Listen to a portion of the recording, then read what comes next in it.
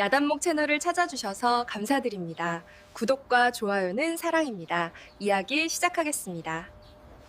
하늘이 노하였는지 바다는 집어삼킬 듯한 기세로 출렁이고 있었습니다. 한양에서도 손꼽히는 명문가 이판서 대계 외동딸 설화 아씨는 정해진 정혼자와의 혼례를 위해 남도로 향하는 데에 몸을 싣고 있었습니다. 고운 비단 옷자락 아래로 떨리는 손을 감추고 있었으나 몰아치는 파도는 아씨의 고귀한 신분 따위는 안중에도 없다는 듯 배를 거세게 흔들어댔습니다. 뱃머리에서는 건장한 사내 하나가 밧줄을 부여잡고 사투를 벌이고 있었으니 그는 이 판서댁에서 나고 자란 충직한 머슴 돌쇠였습니다.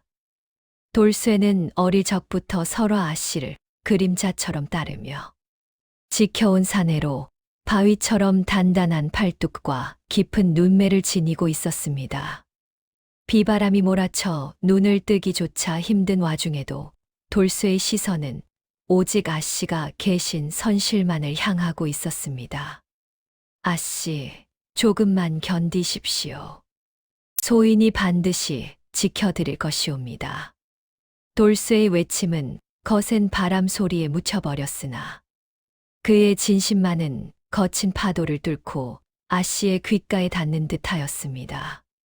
하지만 하늘의 뜻은 무심했습니다. 거대한 집채만 한 파도가 배의 허리를 강타했고 육중한 나무 널빤지는 비명을 지르며 산산조각이 났습니다. 사람들의 비명과 통곡 소리는 순식간에 차가운 바닷속으로 잠겨버렸고 칠흑 같은 어둠만이 바다를 덮었습니다. 설화는 정신을 차릴 겨를도 없이 차가운 물속으로 빨려 들어갔습니다. 무거운 비단 치마는 족쇄가 되어 그녀를 심연으로 끌어내렸고 숨이 턱끝까지 차오르는 고통 속에서 아씨는 이제 인생이 여기서 끝나는구나 생각하며 눈을 감았습니다. 그 순간 거친 손길 하나가 그녀의 허리를 낚아챘습니다. 그것은 돌쇠의 손이었습니다. 그는 자신의 숨이 멎어가는 순간에도 아씨를 놓지 않았습니다.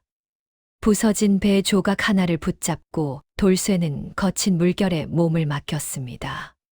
차가운 바닷물이 폐부 깊숙이 스며들고 의식이 흐릿해져 갔으나 품 안에 안긴 아씨의 온기만이 그를 버티게 하는 유일한 밧줄이었습니다. 얼마나 시간이 흘렀을까? 성난 바다는 서서히 노여움을 풀고 잔잔한 파도 소리만을 남긴 채 물러갔습니다. 동이 트기 시작하는 이른 새벽, 어느 이름 모를 섬의 해변가에 두 사람의 몸이 밀려왔습니다. 하얀 모래사장 위로 설화 아씨의 젖은 치맛자락이 길게 늘어졌고 그 옆으로 탈진한 돌쇠가 쓰러져 있었습니다. 갈매기 소리에 간신히 눈을 뜬 설화는 주변을 둘러보았으나 보이는 것이라고는 끝없이 펼쳐진 바다와 우거진 숲뿐이었습니다. 어제까지만 해도 대궐 같은 집에서 수많은 종의 수발을 받던 아씨는 이제 오직 자신과 이 비천한 머슴만이 남겨진 낯선 땅에서 생존이라는 가혹한 현실 앞에 서게 된 것이었습니다. 입안에 가득 고인 짠물과 얼굴을 간지럽히는 모래 아래 감촉의 설화는 간신히 무거운 눈꺼풀을 들어 올렸습니다. 눈앞에 펼쳐진 것은 찬란하게 부서지는 햇살과 끝없이 펼쳐진 푸른 바다였습니다. 하지만 그 평화로운 풍경과는 대조적으로 설화의 가슴 속에는 형용할 수 없는 공포가 밀려들었습니다. 몸을 일으키려 했으나 사지가 물에 젖은 솜마냥 무거웠고 화려했던 비단 옷은 여기저기 찢겨 살결이 드러나 있었습니다. 평생 남의 눈에 발목 하나 내비친 적 없던 지체 높은 가문의 여식에게 이는 죽음보다 더한 수치였으나 지금 당장은 그 수치심보다 생존의 본능이 앞서고 있었습니다. 고개를 돌리자 조금 떨어진 곳에서 거친 숨을 몰아쉬며 쓰러져 있는 돌쇠가 보였습니다. 그의 등은 바위 조각에 긁혔는지 붉은 피가 배어 나와 모래를 적시고 있었습니다. 설화는 떨리는 목소리로 돌쇠를 불렀으나 목소리는 갈라져 제대로 나오지 않았습니다. 간신히 기어가 그의 어깨를 흔들자 돌쇠는 발작하듯 몸을 떨며 정신을 차렸습니다. 눈을 뜨자마자 아씨를 확인한 돌쇠는 황급히 몸을 일으켜 무릎을 꿇었습니다. 소인이 죽을 죄를 지었습니다. 아씨. 감히 아씨의 옥체에 손을 대어 목숨을 구했으니 이 죄를 어찌 다 갚겠습니까? 돌쇠의 말에는 진심 어린 송구함이 묻어 있었습니다. 조선의 법도가 엄격하여 노비가 상전의 몸에 손을 대는 것은 있을 수 없는 일이었으나 그 상황에서 돌쇠가 아니었다면 설화는 이미 바다의 원혼이 되었을 것입니다. 설화는 차마 그를 꾸짖지 못하고 고개를 저었습니다. 내가 아니었다면 나는 벌써 저승 사람이 되었을 터인데 무슨 소리냐. 그보다 이곳이 어디인지 알겠느냐. 설화의 물음에 돌쇠는 주변을 살폈습니다. 멀리 내다보아도 배 그림자 하나 보이지 않고 뒤편으로는 짐승의 울음소리가 들려오는 울창한 숲만이 가득했습니다. 이곳은 사람의 발길이 닿지 않는 무인도임이 분명했습니다. 돌쇠는 아씨의 안색이 창백해지는 것을 보고 서둘러 젖은 옷가지들을 정돈해 드렸습니다. 비록 비천한 신분이나 돌쇠는 영특하고 눈치가 빠른 사내였습니다. 그는 지금 당장 중요한 것은 격식이 아니라 아씨를 추위와 굶주림으로부터 지키는 것임을 본능적으로 깨달았습니다. 태양은 중천에 떠올라 뜨거운 열기를 내뿜고 있었지만 바닷바람에 젖은 몸은 시간이 갈수록 체온을 뺏어가고 있었습니다. 설화는 막막함에 눈물을 떨구었습니다. 정혼자가 기다리는 화려한 혼례식장 대신 차가운 모래사장이라니 운명의 장난치고는 너무도 가혹했습니다. 하지만 돌쇠는 좌절할 틈이 없었습니다. 그는 찢어진 옷소매를 찢어 자신의 상처를 대강 묶고는 아씨를 위해 편히 쉴 수 있는 그늘을 찾기 시작했습니다. 신분의 벽은 여전히 두 사람 사이에 견고하게 서 있었지만 파도 소리만이 가득한 이 외딴 섬에서 두 사람의 운명은 이제 거부할 수 없는 하나의 끈으로 묶여가고 있었습니다. 아씨의 가냘픈 어깨 너머로 보이는 숲의 검은 그림자가 두 사람의 앞날에 닥칠 시련을 예고하는 듯 했습니다. 해는 어느덧 서산 너머로 자취를 감추고 바다 위에는 차가운 달빛만이 부서지고 있었습니다. 낮 동안 대지를 뜨겁게 달구던 열기는 온데간데 없고 살을 파고드는 서늘한 바닷바람이 젖은 옷감을 타고 들어와 설화의 몸을 사정없이 흔들어 놓았습니다. 평생 따뜻한 구들방에서 비단 이불을 덮고 자라온 아씨에게 이 황량한 해변의 밤은 마치 지옥의 입구와도 같았습니다. 설화는 밀려드는 한기에 몸을 웅크린 채 연신 이가 맞부딪히는 소리를 냈습니다. 그런 아씨의 모습을 지켜보던 돌쇠의 마음은 타들어갔습니다. 비록 자신도 조난의 고통으로 온몸이 찢어지는 듯 아팠으나 상전의 안위가 먼저라는 생각뿐이었습니다. 돌쇠는 어둠 속을 헤매며 마른 나뭇가지와 바짝 마른 미역 줄거리를 모아왔습니다. 부싯돌 하나 없는 처지였으나 돌쇠는 포기하지 않았습니다. 그는 널쩍한 돌판 위에 마른 나무 막대를 세우고는 손바닥이 벗겨질 정도로 비벼대기 시작했습니다. 한참을 씨름했을까 마침내 작은 불꽃이 피어오르며 어둠을 밀어냈습니다. 타오르는 불꽃이 아씨의 창백한 얼굴을 붉게 물들였습니다. 돌쇠는 아씨가 조금이라도 더 따뜻할 수 있도록 주변에 바람막이용 바위들을 쌓고 바닥에는 말린 풀을 두툼하게 깔아 잠자리를 마련했습니다. 평소라면 머슴이 아씨의 침소 근처에 얼씬도 못할 일이었으나 지금 이 순간만큼은 그런 법도가 사치처럼 느껴졌습니다. 설화는 불꽃의 온기에 조금씩 안정을 찾았으나 어둠 속에서 들려오는 이름 모를 산짐승의 울음소리에 소스라치게 놀라며 돌쇠의 옷자락을 붙잡고 말았습니다. 돌쇠는 순간 멈칫했습니다. 자신의 거친 무명옷 끝동을 잡은 아씨의 가느다란 손가락을 보며 그는 평생 느껴보지 못한 묘한 감정에 휩싸였습니다. 아씨, 너무 두려워하지 마십시오. 소인이 밤새 불을 지키며 아씨 곁을 떠나지 않겠습니다. 그 어떤 짐승도 아씨의 머리카락 한 올 건드리지 못하게 할 것이옵니다.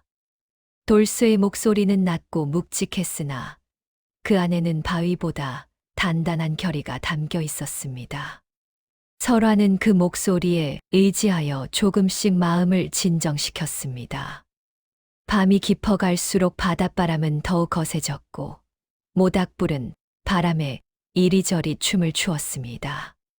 설화는 추위와 공포에 몸을 떨다가 자신도 모르게 돌쇠의 곁으로 조금씩 다가갔습니다. 평생을 남녀유별의 도리를 배우며 자라온 그녀였지만 생사의 갈림길에서는 그저 따뜻한 체온을 갈구하는 연약한 인간일 뿐이었습니다. 돌쇠 역시 아씨의 떨림을 느끼고는 자신의 저고리를 벗어 아씨의 어깨에 조심스레 덮어드렸습니다. 비천한 종의 땀 냄새가 밴 옷이었으나 설화에게는 그 어떤 비단 도포보다 따뜻하게 느껴졌습니다. 불꽃 사이로 비치는 돌쇠의 억센 턱선과 듬직한 어깨를 보며 설화는 묘한 안도감을 느꼈습니다. 한양의 집에서는 결코 알 수 없었던 사내의 든든함이었습니다. 두 사람 사이에는 침묵이 흘렀으나 타닥타닥 타오르는 장작 소리와 함께 서로의 숨소리가 어우러지며 낯선 공기가 흐르기 시작했습니다. 신분이라는 견고한 성벽이 밤의 정적 속에서 조금씩 미세한 균열을 일으키고 있었습니다. 무인도의 아침은 야속할 정도로 눈부시게 밝았습니다. 수평선 너머로 붉은 해가 솟구치며 바다를 금빛으로 물들였으나 모래사장에서 눈을 뜬 설화의 처지는 참담하기 그지없었습니다.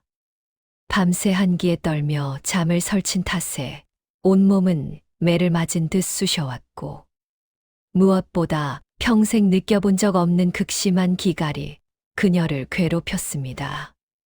뱃속에서는 채통도 잊은 채 꼬르륵 소리가 연신 터져 나왔고 입술은 가뭄든 논바닥처럼 바짝 말라 비틀어졌습니다. 돌쇠는 아씨보다 훨씬 일찍 일어나 주변을 분주히 움직이고 있었습니다.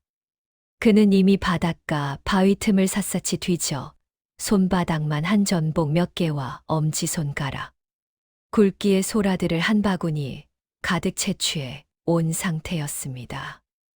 불을 다시 지핀 돌쇠는 큼직한 조개 껍데기를 그릇 삼아 맑은 샘물과 함께 얻어온 해산물을 굽기 시작했습니다. 고소하고 짭조름한 냄새가 해변에 진동하자 설화는 자기도 모르게 마른 침을 삼켰습니다. 아씨, 변변치 못한 것들이 남아 우선 이것으로 기력을 보충하셔야 하옵니다. 돌쇠가 조심스럽게 구운 전복을 아씨 앞에 내밀었습니다. 평소 같으면 은수저로 정갈하게 차려진 첫 반상을 받았을 그녀였지만 지금 눈앞에 놓인 것은 거친 머슴의 손때가 묻고 불에 그을린 조개 껍데기뿐이었습니다.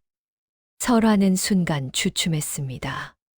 아무리 배가 고파도 어찌 천한 종이 만진 음식을 이리 받아 먹을 수 있단 말인가 하는 양반과 여식으로서의 자존심이 마지막 발악을 하고 있었습니다.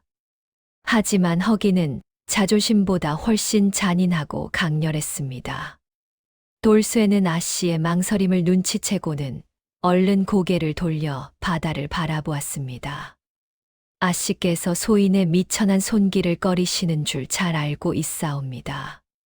소인은 저쪽 숲에 가서 땔감을 더 구해올 터이니 부디 소인이 없는 동안 조금이라도 드셔 주십시오. 돌쇠의 사려 깊은 배려에 설화의 마음 한 구석이 찌르르하게 울렸습니다. 그는 자신의 배고픔보다 상전의 체면을 먼저 걱정하고 있었던 것입니다. 돌쇠가 자리를 비우자 설화는 허겁지겁 전복을 집어 입에 넣었습니다. 쫄깃한 식감과 바다의 풍미가 입안 가득 퍼지자 눈물이 핑 돌 정도로 맛이 좋았습니다. 채통을 지키려 애쓰던 아씨의 손길은 점차 빨라졌고 어느새 조개 껍데기는 바닥을 드러냈습니다. 배가 조금 차오르자 그제야 설화는 자신이 처한 현실을 직시하게 되었습니다. 이 고립된 섬에서 자신을 먹여 살리고 지켜줄 유일한 존재는 한양의 부모님도 잘난 정혼자도 아닌 바로 저 비천하다 여겼던 돌쇠뿐이라는 사실을 말입니다. 숲에서 돌아온 돌쇠의 옷자락은 여기저기 가시에 찔려 너덜너덜해져 있었습니다. 그의 손등에는 새로운 핏자국이 보였지만 그는 개의치 않고 아씨가 다 드신 껍데기를 묵묵히 치웠습니다. 설화는 그 뒷모습을 보며 평생 당연하게 여겼던 신분의 위계가 이 섬의 파도 앞에서는 얼마나 더섭는 것인지 깨닫기 시작했습니다.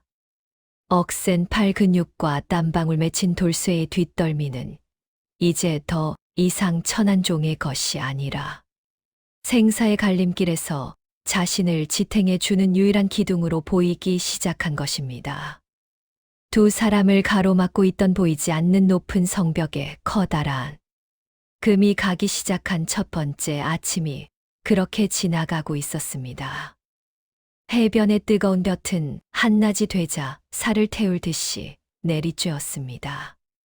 그늘 하나 없는 모래사장 위에서 기력을 소진해가는 아씨의 안색을 살피던 돌쇠는 더 이상 이곳에 머무를 수 없음을 직감하였습니다. 바닷바람을 막아주고 산짐승의 위협으로부터 몸을 숨길 수 있는 번듯한 거처가 절실했습니다. 돌쇠는 허리춤에 차고 있던 작은 낫 한 자루에 의지하여 우거진 숲의 입구를 헤치기 시작했습니다. 설화는 낯선 숲의 음산한 기운에 주저하였으나 앞서가는 돌쇠의 넓은 등을 이정표 삼아 조심스레 발을 뗐습니다. 숲 안쪽은 바깥과는 전혀 다른 세상이었습니다. 하늘이 보이지 않을 정도로 빽빽하게 들어선 고목들이 기괴한 형상으로 가지를 뻗고 있었고 발 아래는 썩은 나무잎과 이끼가 뒤섞여 미끄러웠습니다. 평생 비단신을 신고 고운 흙길만 걸어온 설화에게는 한 걸음 한 걸음이 고역이었습니다. 뾰족한 가시나무가 아씨의 치맛자락을 잡아 끌고 날카로운 돌부리가 버선발을 찔러댔으나 돌쇠는 묵묵히 앞장서며 아씨가 디딜 자리를 미리 다져 놓았습니다. 한참을 숲속 깊숙이 들어갔을 무렵 돌쇠의 발걸음이 멈추었습니다. 우거진 덩굴 사이로 입을 벌리고 있는 거대한 석굴이 나타난 것이었습니다. 동굴 입구는 성인 남자가 허리를 숙이고 들어갈 정도로 비좁았으나 안으로 들어서자 제법 넓은 공간이 펼쳐졌습니다. 천장에서는 맑은 물방울이 떨어져 작은 웅덩이를 이루고 있었고 무엇보다 서늘한 공기가 한여름의 열기를 식혀주었습니다. 설화는 안도의 한숨을 내쉬며 바위에 몸을 기대었습니다. 그런데 동굴 구석을 살피던 돌쇠의 눈빛이 날카롭게 빛났습니다. 그곳에는 자연적으로 형성된 것이라 보기 힘든 흔적들이 남아 있었습니다. 누군가 불을 피웠던 듯 검게 그을린 바닥과 깨진 옹기 조각, 그리고 벽면에 새겨진 정체 모를 표식들이 그것이었습니다. 이곳은 단순히 비바람을 피하는 동굴이 아니라 과거 누군가 이곳에서 상당한 시간을 보냈음을 증명하고 있었습니다. 설화 역시 그 흔적을 발견하고는 서늘한 기운을 느꼈습니다. 이 망망대해 무인도에 우리 말고 또 다른 누군가가 살았단 말인가 하는 의구심이 꼬리에 꼬리를 물었습니다. 돌쇠는 아씨를 안심시키기 위해 서둘러 주변을 정리했습니다. 굴 안에 묵은 먼지를 털어내고 바깥에서 모아온 푹신한 마른 풀을 깔아 아씨의 자리를 마련했습니다. 비록 어둡고 축축한 동굴이었으나 끝을 알 수 없는 숲 한가운데서 이곳은 유일한 안식처처럼 느껴졌습니다. 돌쇠는 동굴 입구를 덩굴로 교묘히 가려 외부의 시선을 차단했습니다. 어둠이 짙어질수록 동굴 벽에 새겨진 기묘한 표식들은 달빛을 받아 더욱 선명해졌고, 설화는 알 수 없는 불안감에 돌쇠의 곁을 떠나지 못했습니다. 두 사람은 동굴 속에 나란히 앉아 밖에서 들려오는 파도 소리와 짐승의 울음소리에 귀를 기울였습니다. 적막한 동굴 안에서 들리는 것이라고는 서로의 거친 숨소리와 천장에서 떨어지는 낙수 소리뿐이었습니다.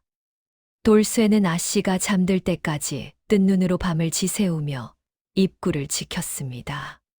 그 옛날 이곳에 머물렀던 자는 누구였으며 왜 이런 흔적만을 남긴 채 사라진 것일까? 의문은 깊어갔지만 당장의 고단함은 두 사람의 의식을 무겁게 짓눌렀습니다.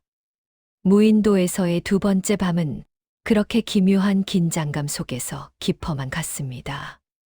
새벽녘 동굴 안으로 스며드는 서늘한 기운에 설화는 몸을 뒤척였습니다. 하지만 평소와 달리 몸이 천근만근 무거웠고 오른쪽 발목에서 시작된 타는 듯한 통증이 온몸으로 번져나가고 있었습니다. 간신히 눈을 뜬 설화는 자신의 발목이 자색으로 부어오른 것을 발견하고 비명을 지르려 했으나 타들어가는 목구멍에서는 쇳소리만 새어나왔습니다.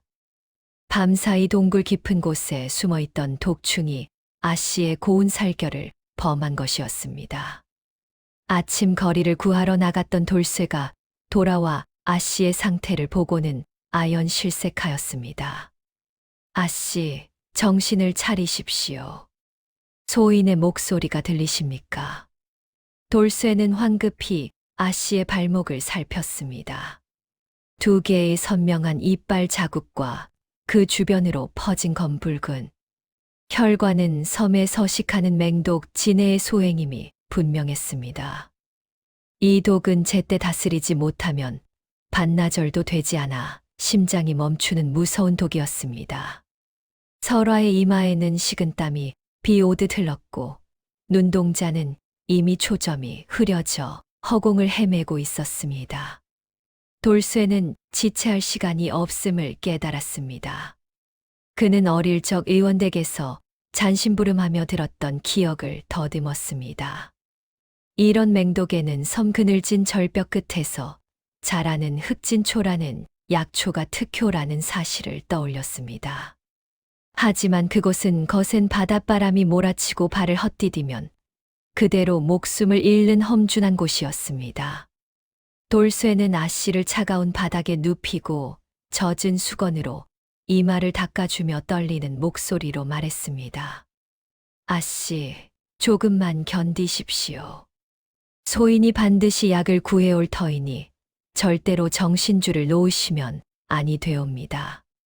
돌쇠는 동굴을 뛰쳐나가 섬의 가장 험한 서쪽 해안으로 향했습니다. 가시덤불이 살점을 파고들고 뾰족한 바위가 발바닥을 찢어 놓았으나 돌쇠는 멈추지 않았습니다. 마침내 도착한 절벽은 보기만 해도 아찔한 낭떠러지였습니다.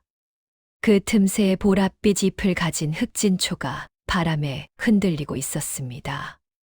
돌쇠는 아무런 장비도 없이 오직 맨손으로 절벽을 타기 시작했습니다. 손톱이 뒤집히고 피가 흘러 바위를 적셨지만 그의 머릿속에는 오직 사경을 헤매는 아씨의 얼굴뿐이었습니다. 한 발만 잘못 디뎌도 저 아래 거친 파도에 산산조각이 날 상황이었으나 돌쇠는 기어코 약초를 손에 넣었습니다. 품 안에 소중히 약초를 품은 그는 미친 듯이 동굴로 달려왔습니다. 동굴에 도착했을 때 설화는 이미 숨소리가 잦아들어 가고 있었습니다. 돌쇠는 급히 약초를 입에 넣고 지식여 즙을 냈습니다. 그리고는 망설임 없이 아씨의 버선을 벗기고 도끼가 서린 발목에 자신의 입술을 가져다 댔습니다.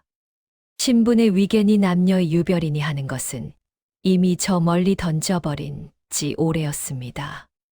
돌쇠는 검은 독혀를 직접 입으로 빨아내어 뱉어내기를 수십 번 반복했습니다. 자신의 입안이 도끼에 저릿해졌으나 그는 아랑곳하지 않았습니다. 마침내 맑은 피가 나오기 시작하자 지식인 약초를 상처 부위에 두껍게 바르고 자신의 옷소매를 찢어 단단히 동여매었습니다. 설화의 거친 숨소리가 조금씩 잦아들고 발목의 부기가 가라앉기 시작했습니다. 돌쇠는 그제야 긴장이 풀린 듯 아씨의 곁에 쓰러지듯 앉아 그녀의 창백한 손을 조심스레 맞잡았습니다. 생사의 문턱에서 아씨를 구해냈다는 안도감과 함께 말로 다 할 수 없는 애틋함이 돌쇠의 가슴을 적시고 있었습니다. 설화 아씨가 다시 눈을 떴을 때 동굴 천장에서는 규칙적으로 물방울 떨어지는 소리가 들려오고 있었습니다. 입안에는 이름 모를 약초의 강한 쓴맛이 남아 있었고 온몸을 불태우던 갈증과 통증은 썰물처럼 빠져나가 희미한 박동으로만 느껴졌습니다. 가만히 고개를 돌려보니 곁에는 촛불 대신 타오르는 작은 모닥불과 그 불빛에 비친 돌쇠의 실루엣이 보였습니다. 돌쇠는 아씨가 깨어난 것을 확인하자마자 자리를 박차고 일어나 바닥에 엎드렸습니다. 아씨, 정신이 드십니까? 소인이 감히 아씨의 고운 살결에 입을 대고 독을 빨아냈사오니 그 무엄함은 나중에 어떤 벌로든 달게 받겠나이다. 우선 이 물부터 조금 드십시오. 돌쇠가 내민 조개 껍데기에는 맑은 샘물이 담겨 있었습니다. 설화는 돌쇠의 부축을 받아 몸을 일으켰습니다. 그의 팔은 바위처럼 단단했으나 아씨를 대하는 손길은 마치 깨지기 쉬운 옥기를 다루듯 조심스럽고 정성스러웠습니다. 물을 마시고 정신이 맑아진 설화의 눈에 비로소 돌쇠의 형색이 들어왔습니다. 돌쇠의 저고리는 이미 갈갈이 찢겨 있었고 무엇보다 그의 양손은 피떡이 되어 처참한 모습이었습니다.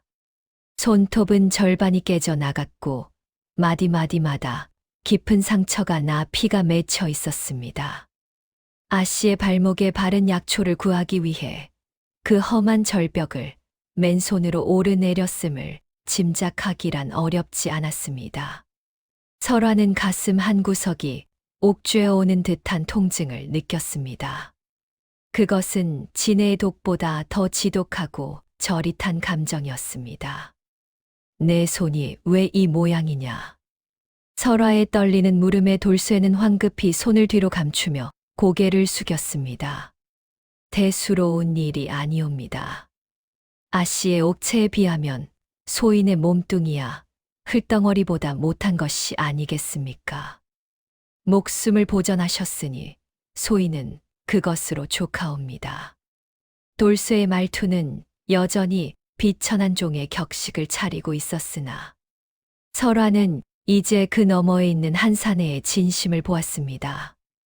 신분의 고하를 막론하고 자신의 목숨을 바쳐 누군가를 지켜낸다는 것. 그것은 한양의 사대부들이 입버릇처럼 읊조리던 충효와는 차원이 다른 숭고함이었습니다.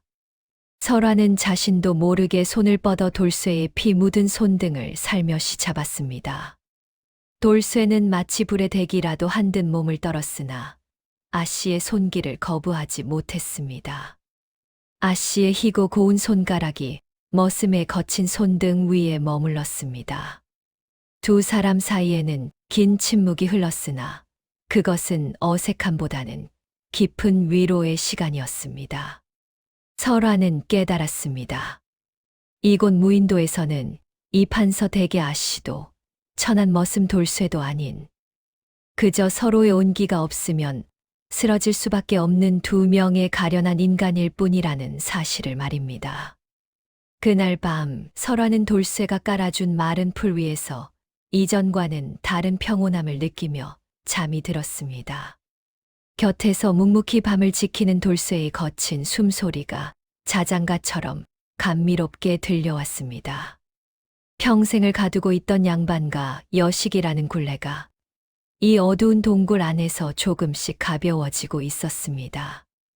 연민으로 시작된 감정은 어느새 싹을 틔우고 있었고 두 사람을 둘러싼 공기는 이전과는 확연히 다른 색채를 띠기 시작했습니다.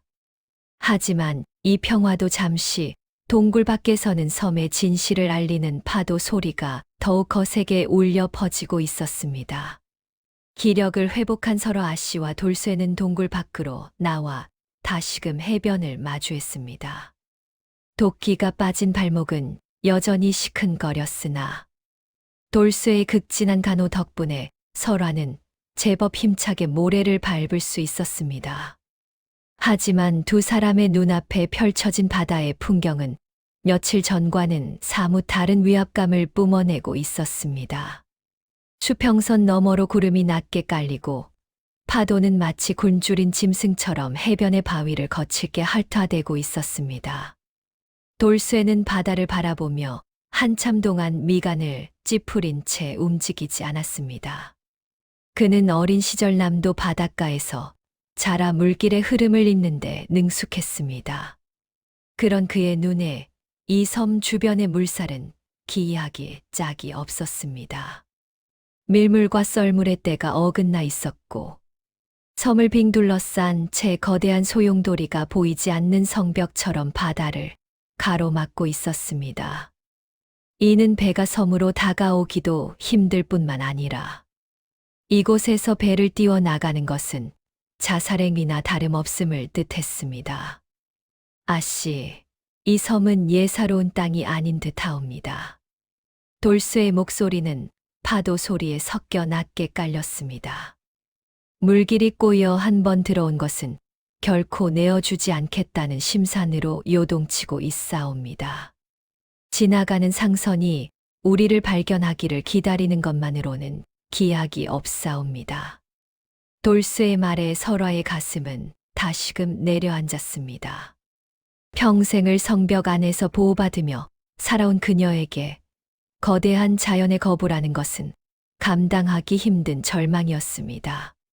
하지만 절망에 빠져 있을 새도 없이 바다는 또 다른 경고를 보내왔습니다.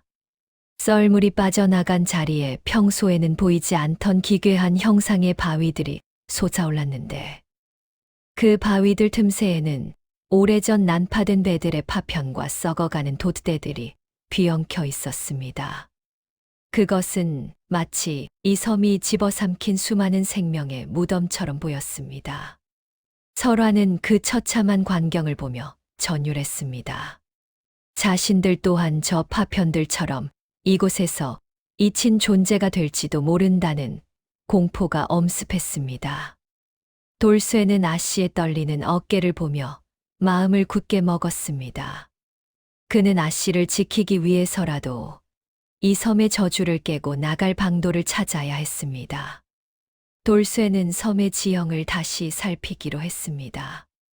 무작정 바다만 바라볼 것이 아니라 섬 어딘가에 숨겨져 있을지도 모를 단서나 탈출에 필요한 제목을 찾아야 했습니다.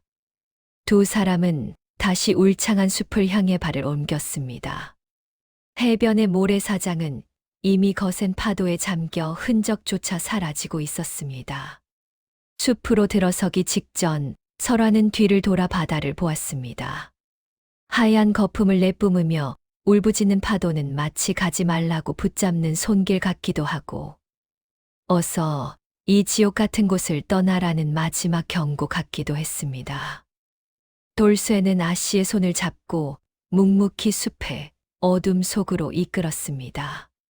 그들의 뒤로 바다의 굉음이 멀어지고 대신 숲의 음산한 정적이 두 사람을 감싸기 시작했습니다. 이제 그들에게 남은 것은 오직 서로에 대한 믿음과 이 기묘한 섬이 숨기고 있는 진실을 파헤치는 것뿐이었습니다. 두 사람의 발걸음은 생존을 넘어 이 섬이 간직한 거대한 비밀의 심장부를 향해 나아가고 있었습니다. 바다의 서슬퍼런 경고를 뒤로하고 다시 동굴로 돌아온 두 사람의 마음은 그 어느 때보다 천근만근 무거웠습니다. 밖에서는 다시금 빗줄기가 쏟아지기 시작했고 동굴 안의 어스름한 불빛은 두 사람의 그림자를 벽면에 기괴하게 늘어뜨리고 있었습니다. 돌쇠는 아씨를 잠자리에 앉히고는 젖은 횃불을 다시 살피기 시작했습니다. 그런데 벽면에 새겨진 그 기묘한 표식들이 어른거리는 불꽃을 따라 마치 살아 움직이는 듯 보였습니다.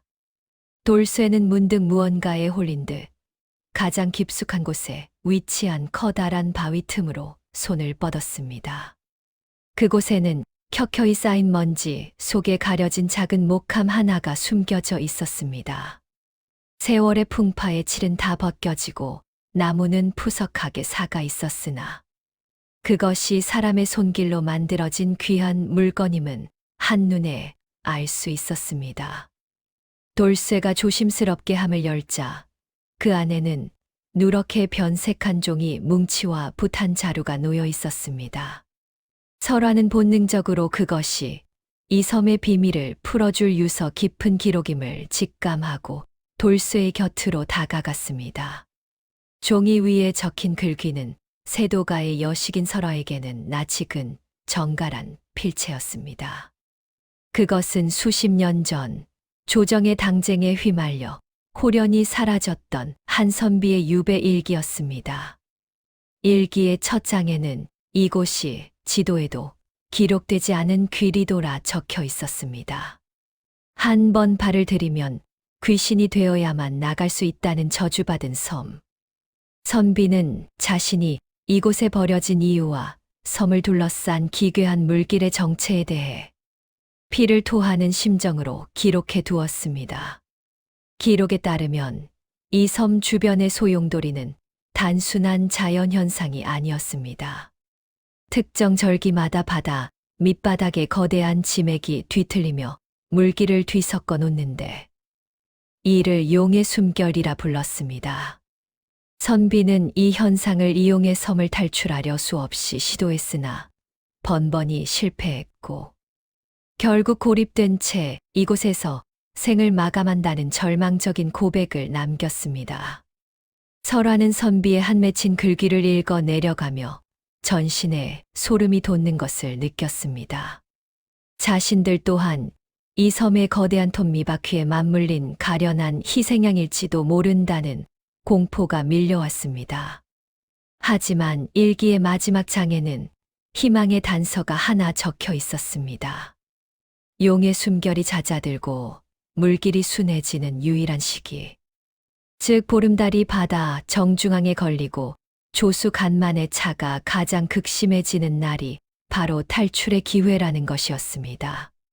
돌쇠는 아씨의 떨리는 어깨를 다독이며 선비가 남긴 기록 속의 날짜를 계산해 보았습니다. 놀랍게도 그날은 바로 사흘 뒤였습니다. 선비는 기회를 놓치고 절망 속에 죽어갔으나 하늘은 두 사람에게 마지막 탈출의 문을 열어주고 있었던 것입니다. 일기 뭉치 밑바닥에는 섬의 지형도가 정교하게 그려져 있었습니다. 숲 뒤편 절벽 아래 파도에 깎여나간 비밀 통로를 통하면 물살의 영향을 덜 받고 바다로 나갈 수 있는 작은 선착장이 있다는 사실도 알게 되었습니다. 설화와 돌쇠는 서로의 눈을 바라보았습니다. 이제 이곳은 더 이상 단순한 피난처가 아니었습니다. 죽은 선비의 원혼이 깃든 장소이자 동시에 그들이 다시 인간의 세상으로 돌아갈 수 있는 유일한 열쇠를 품은 신비로운 공간이 되었습니다. 동굴 밖의 빗소리는 더욱 거세졌으나 두 사람의 가슴 속에는 선비의 일기가 지핀 작은 희망의 불꽃이 타오르기 시작했습니다. 동굴 밖의 하늘은 마치 분노한 신의 눈물처럼 거센 폭우를 쏟아내고 있었습니다. 뇌성병력은 대지를 갈기갈기 찢어 놓을 듯 울려 퍼졌고 번갯불이 번쩍일 때마다 동굴 안은 서늘한 은빛으로 가득 찼다가는 이내 칠흑 같은 어둠에 잠기곤 하였습니다. 좁은 동굴 안 타오르는 모닥불은 바람의 심술에 위태롭게 춤을 추며 두 사람의 그림자를 벽면에 길게 늘어뜨렸습니다. 쏟아지는 빗소리에 묻혀 세상의 모든 소리가 사라진 듯한 정적 속에서 설화와 돌쇠는 서로의 숨소리를 가장 크게 느끼며 마주 앉아 있었습니다. 한기가 뼛속까지 스며드는 밤이었습니다. 설화는 젖은 옷가지에서 배어나오는 냉기에 몸을 떨며 두 무릎을 가슴팍으로 끌어당겼습니다. 그런 아씨의 모습에 돌쇠는 차마 다가가지도 그렇다고 멀어지지도 못한 채 안절부절 못하며 불꽃만 만지작거렸습니다. 하지만 거대한 천둥 소리가 동굴을 통째로 뒤흔들던 순간 공포에 질린 설화는 비명을 지르며 자신도 모르게 돌쇠의 품으로 뛰어들고 말았습니다. 돌쇠의 넓고 단단한 가슴에 얼굴을 묻은 설화는 그곳에서 전해지는 뜨거운 고동 소리를 들었습니다. 돌쇠는 벼락이라도 맞은 듯 온몸이 굳어버렸습니다. 아씨의 가느다란 팔이 자신의 허리를 감싸고 고운 숨결이 목덜미를 스치는 순간 평생을 짓눌러왔던 신분이라는 무거운 멍에가 단숨에 타버리는 기분이었습니다. 소인이 무지하고 미천하여 아씨를 이토록 고생시키고 있사옵니다. 소인의 목숨을 100번 바쳐서라도 아씨를 무사히 육지로 모셔야 하는데 이 무능함이 한스러워 가슴이 찢어지는 듯하옵니다. 돌쇠의 목소리는 떨리고 있었습니다. 그것은 두려움이 아니라 차마 입 밖으로 내지 못했던 연정의 무게 때문이었습니다. 설화는 돌쇠의 품에서 고개를 들어 그의 억센 턱선과 젖은 눈동자를 바라보았습니다. 한양의 집에서는 결코 보지 못했던 진실한 남자의 얼굴이었습니다. 돌쇠야, 내 너에게 묻고 싶구나. 만약 우리가 육지로 돌아가면 너는 다시 나의 종으로, 나는 너의 아씨로 살아야 하겠지. 하지만 이 섬에서의 며칠이 내가 평생 살아온 날들보다 더 사무치게 느껴지는 것은 어째서냐.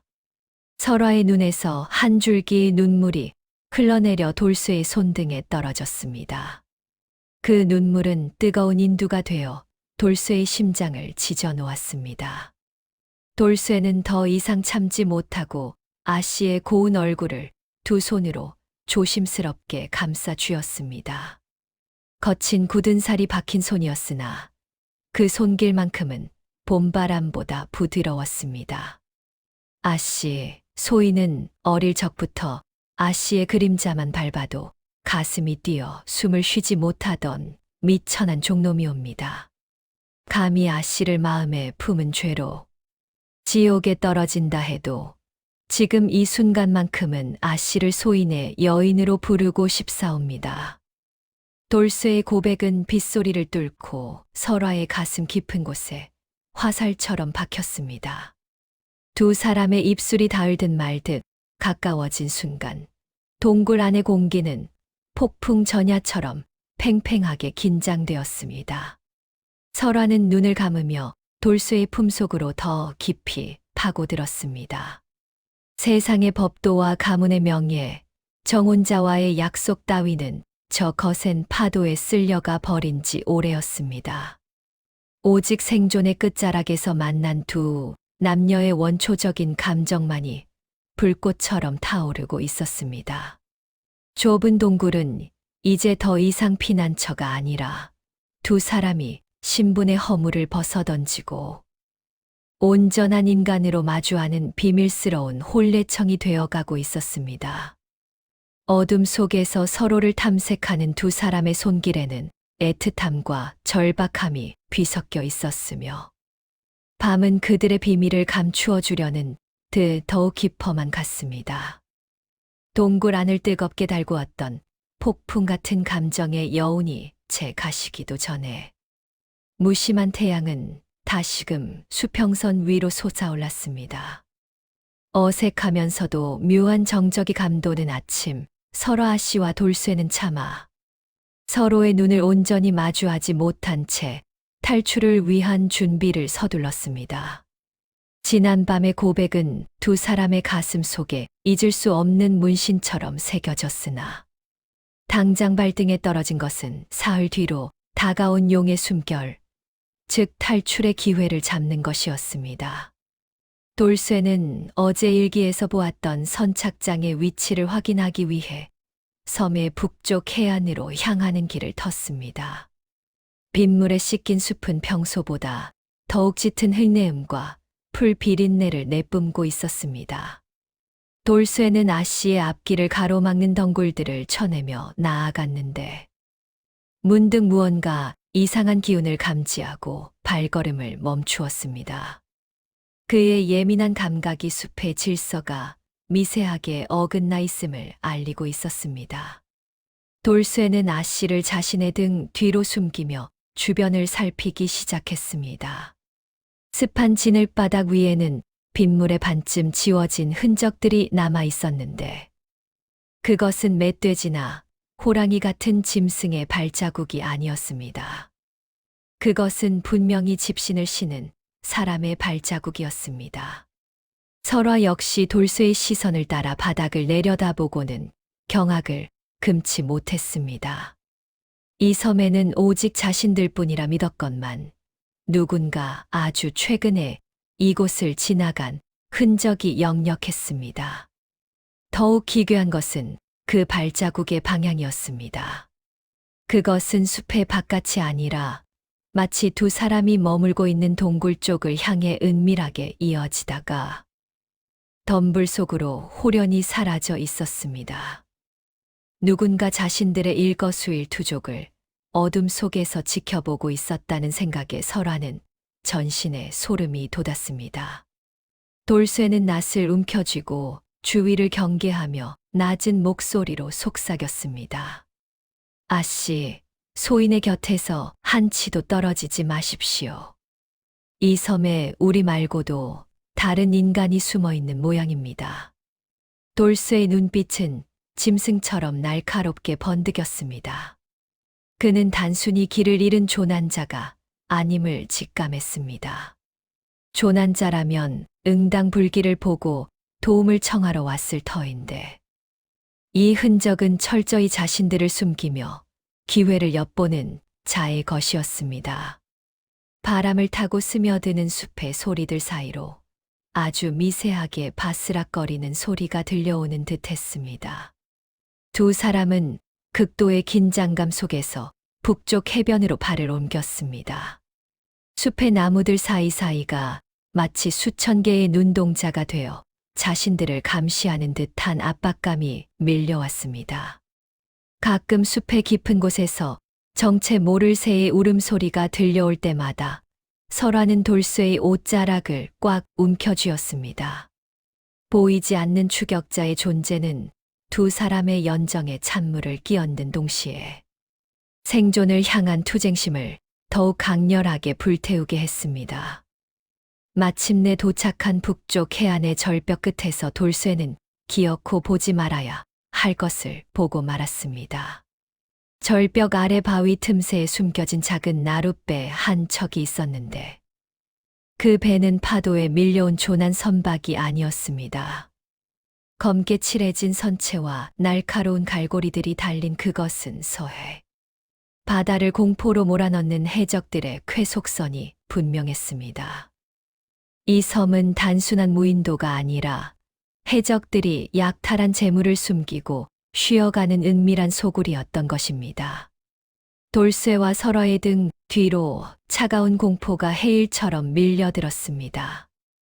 이제 그들은 자연의 폭풍뿐만 아니라 잔혹한 인간의 칼날로부터도 살아남아야 하는 절체절명의 위기에 직면하게 되었습니다. 해적들의 배를 목격한 충격이 제 가시기도 전에 숲의 공기가 돌연 무겁게 가라앉았습니다.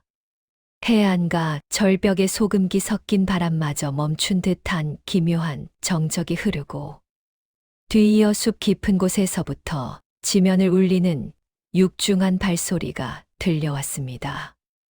돌쇠는 본능적으로 아씨를 뒤로 밀쳐내며 허리춤의 낫을 고쳐 쥐었습니다. 그것은 해적들의 인기척과는 다른 훨씬 더 원초적이고 파괴적인 짐승의 기운이었습니다. 우거진 덤불이 단칼에 베어 넘겨지듯 좌우로 갈라지더니 집채만 한 검은 형체가 그 모습을 드러냈습니다. 그것은 오랫동안 사람의 발길이 닿지 않은 섬에서 왕처럼 군림해온 거대한 산돼지였습니다. 놈의 등에는 삐죽삐죽한 털이 바늘처럼 돋아나 있었고 입 밖으로 튀어나온 날카로운 엄니는 햇빛을 받아 서늘한 광채를 내뿜고 있었습니다. 굴주림에 눈이 뒤집힌 짐승의 붉은 눈동자가 설화와 돌쇠를 정조준했습니다. 설화는 평생 본 적 없는 압도적인 포식자의 기세에 눌려 비명조차 지르지 못한 채 얼어붙었습니다. 산돼지는 거친 콧김을 내뿜으며 앞발로 땅을 파헤치더니 이내 거대한 폭풍처럼 두 사람을 향해 돌진해 왔습니다. 아씨, 엎드리십시오. 돌쇠의 천둥 같은 외침과 함께 육중한 몸뚱이가 허공을 가르며 설화의 앞을 가로막았습니다. 돌쇠는 맨몸으로 산돼지의 돌진을 받아내며 낫을 휘둘렀으나 단단한 가죽에 박힌 낫은 오히려 놈을 더욱 분노하게 만들 뿐이었습니다. 산돼지의 날카로운 엄니가 돌쇠의 옆구리를 스치고 지나갔습니다. 투박한 무명저고리가 단숨에 찢겨 나가고 선명한 핏방울이 허공으로 비산했습니다. 돌쇠는 고통에 신음하면서도 아씨가 다칠까봐 한 걸음도 뒤로 물러서지 않았습니다. 그는 짐승의 목덜미를 부여잡고 사투를 벌였습니다. 흙먼지가 자욱하게 일어나고 짐승의 괴성과 사내의 거친 숨소리가 뒤엉켜 지옥 같은 풍경을 연출했습니다. 설화는 눈앞에서 벌어지는 참혹한 혈투에 정신이 나갈 것 같았습니다. 자신을 지키기 위해 만신창이가 되어가는 돌쇠의 뒷모습을 보며 그녀는 마음속 깊은 곳에서 무언가 무너져 내리는 것을 느꼈습니다. 그것은 두려움이 아니라 자신의 목숨보다 귀한 사람을 잃을지도 모른다는 절박한 애통함이었습니다. 돌쇠는 산돼지의 머리를 바위 쪽으로 유인하며 마지막 힘을 다해 낫을 내리찍었습니다. 짐승의 처절한 비명이 섬 전체를 울렸고 거대한 몸집은 비틀거리다가 마침내 벼랑 아래로 굴러떨어졌습니다. 상황이 종료되자마자 돌쇠는 무릎을 꿇으며 바닥으로 고꾸라졌습니다. 옆구리에서는 검붉은 피가 쉬지 않고 솟구쳐 나와 모래를 적시고 있었고 그의 얼굴은 핏기가 가셔 백지장처럼 창백해졌습니다. 설화는 정신없이 달려가 돌쇠를 품에 안았습니다. 안 됩니다. 돌쇠야. 정신을 차려보려무나 설화의 손이 돌쇠의 피로 붉게 물들었으나 그녀는 아랑곳하지 않았습니다. 돌쇠는 흐릿해지는 의식 속에서도 아씨의 무사함을 확인하려는 듯 그녀의 얼굴을 더듬었습니다. 아씨, 다치신 곳은 없으십니까? 다행이옵니다. 소인은 이제 괜찮사오니 어서 몸을 숨기십시오. 돌쇠의 목소리는 바람 앞에 등불처럼 위태로웠습니다. 설화는 흐르는 눈물을 닦을 생각도 못한 채 자신의 고운 비단 치마를 거침없이 찢어 발겼습니다.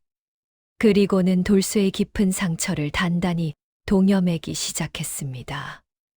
해적의 위협과 섬의 저주보다 더 무서운 것은 이 듬직한 사내의 숨결이 멈추는 것이었습니다. 숲의 어둠은 더욱 짙어지고 있었고 부상당한 머슴과 그를 품에 안은 아씨 위로 차가운 밤의 장막이 드리워졌습니다. 붉게 물든 노을이 바다 끝자락에 걸릴 무렵 섬의 정적을 깨는 것은 설화 아씨의 거친 숨소리뿐이었습니다. 평생 손끝에 물 한 방울 묻히지 않고 살아온 그녀였으나 지금은 의식을 잃어가는 돌쇠의 육중한 몸을 부축한 채 한 걸음씩 숲길을 헤쳐나가고 있었습니다. 돌쇠의 상처에서 흘러나온 피가 설화의 고운 비단옷을 적시고 살결에 닿았으나 그녀는 더러움이나 수치심을 느낄 겨를 조차 없었습니다. 오직 이 사내를 살려야 한다는 일념이 가녀린 여인의 몸. 어디에 숨어 있었는지 모를 초인적인 힘을 끌어내고 있었습니다. 간신히 도착한 동굴 안에서 설화는 돌쇠를 푹신한 풀더미 위에 눕혔습니다. 그의 안색은 이미 잿빛으로 변해 있었고 입술은 타들어가는 듯 말라 있었습니다. 설화는 지체 없이 밖으로 나가 깨끗한 빗물을 받아오고 돌쇠가 일러주었던 지혈에 좋은 풀들을 기억해 내어 바위 틈을 뒤졌습니다. 손톱이 깨지고 손등이 덤불에 긁혀 피가 났으나 설화는 멈추지 않았습니다. 이제껏 돌쇠가 자신을 위해 했던 일들을 생각하면 이 정도의 고통은 아무것도 아니라고 스스로를 다독였습니다. 동굴로 돌아온 설화는 돌쇠의 상처 부위를 덮고 있던 헝겊을 조심스레 풀어냈습니다. 멧돼지의 날카로운 엄니가 남긴 상처는 생각보다 깊고 참혹했습니다. 설화는 떨리는 손으로 상처를 닦아내고 지식인 풀을 정성껏 발랐습니다. 상처의 고통 때문인지 돌쇠가 신음하며 무의식 중에 아씨의 이름을 불렀습니다. 아씨, 부디 도망치십시오. 소인은 걱정하지 마시고. 그 애절한 헛소리에 설화의 가슴은 천 갈래 만 갈래로 찢어지는 듯했습니다.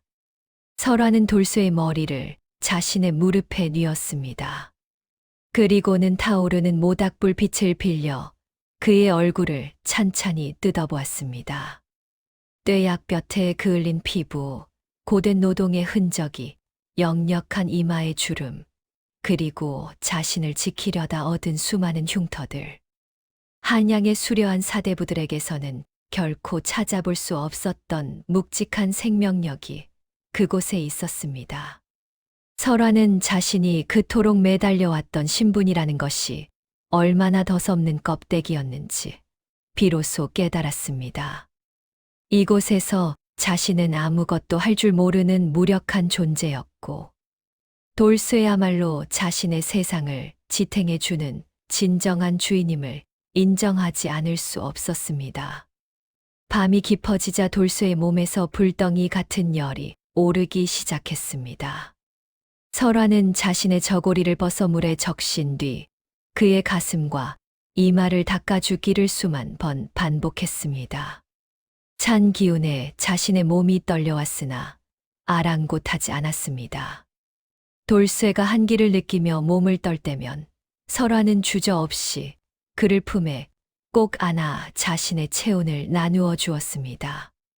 남녀유별의 도덕이나 가문의 채통 같은 것은 이미 저 멀리 파도에 씻겨 내려간 뒤였습니다.